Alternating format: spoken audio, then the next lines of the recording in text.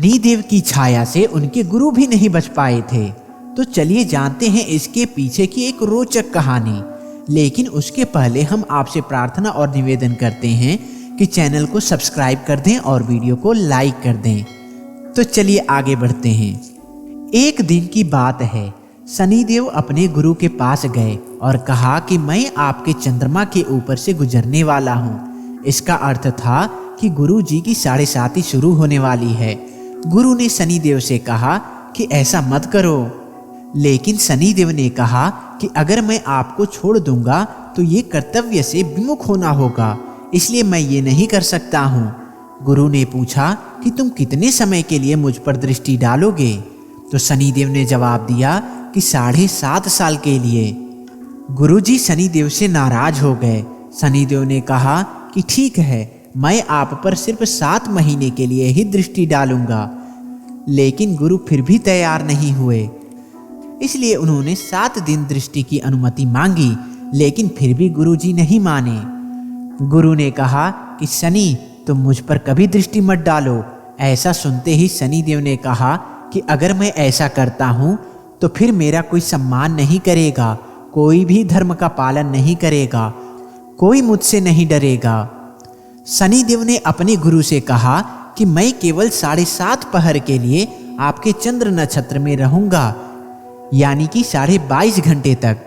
लेकिन गुरुजी ने कहा कि मैं तुम्हें सिर्फ 3.25 घंटे यानी कि 1.25 पहर की अनुमति दे सकता हूँ। शनिदेव इसके लिए तैयार हो गए।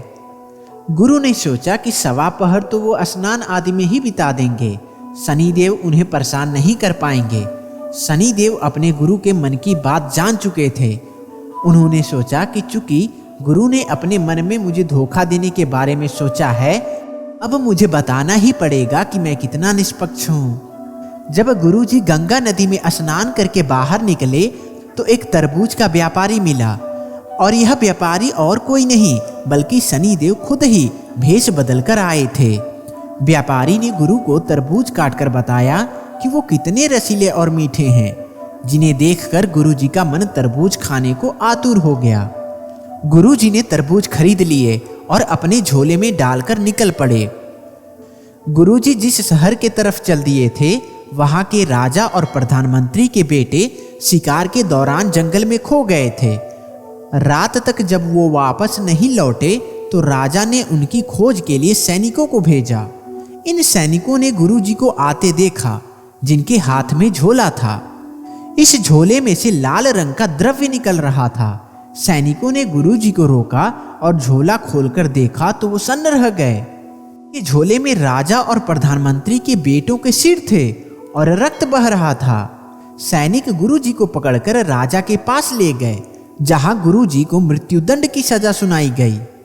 गुरुजी समझ चुके थे कि शनि का प्रकोप वो झेल रहे हैं और अब कुछ ही समय बाकी है।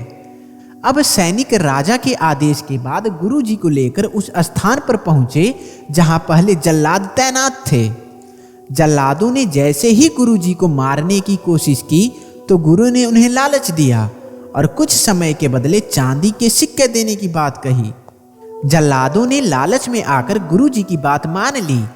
थोड़ी देर के बाद राजा के दरबार में उसके और प्रधानमंत्री के बेटे सकुशल पहुंच गए।